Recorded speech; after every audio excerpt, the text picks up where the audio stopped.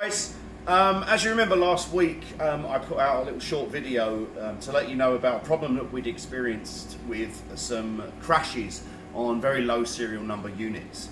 Now what we did is we did a firmware patch, which would have been the December the 16th firmware patch, which somewhat addressed the problem in some units, but there are also a few units in that very first two batches. It affects units up to around about serial number 140, somewhere around there. There may be a few either side of that. Now, this doesn't affect all units, but the units that it does affect, it unfortunately needs a very small hardware change. Now, if you're in the United States, we're going to obviously pay for your machine to come back here. I'll do the job of repairing, which I'll show you briefly what it entails in a minute. If you're in the States, it's just going to come back here. You're not going to be out of pocket. We tend to get the job done the same day it arrives and goes back out to you the next day.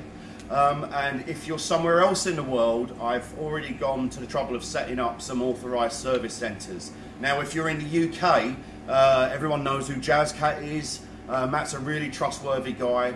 He's even said that, you know, if you're close enough to him, he can do a while you wait job.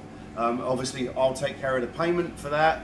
And if you've got your own preferred technician, you can set up a support ticket with me and we'll pay a reasonable repair cost. It is literally a 15 to 20 minute fix. It's one little tiny blob of solder.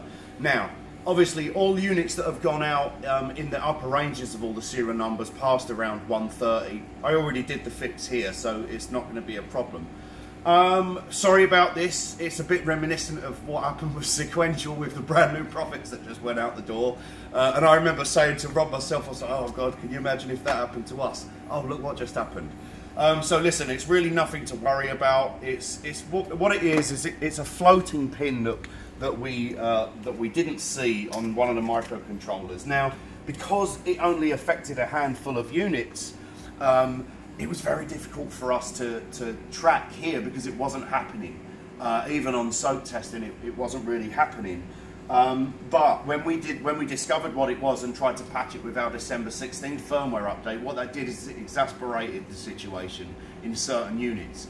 So I will ask you, look, if you're not experiencing crashes, and these crashes present themselves in the form of sync fail on the screen, if you're getting that repeat, if you've had it once and you haven't had it again, then it's probably not an issue. But if you've been continually having it, especially after that December 16th firmware update, we need to get that thing fixed for you. Now, literally, on the UI board, which is the main control board, I'm not going to show you on this one because you don't even need to completely take the unit apart.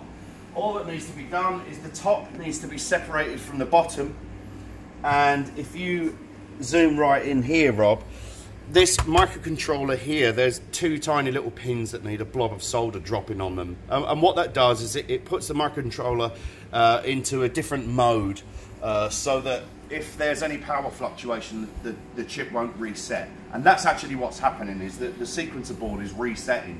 But once it's reset, it can't then establish communications with the audio engine board, the sampler. So, literally, it's a 15-20 minute fix. It takes longer to take the screws out the side of the machine than it does to actually do the fix.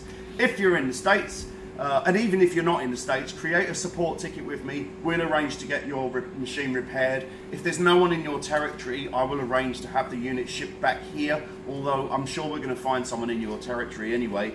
If you know someone yourself, or you think you're capable of doing the repair yourself, you must know what you're doing with surface mount electronics. This is not, you can't grab out your $20 Weller soldering iron and do the job with that unless you're extremely stable with your fingers.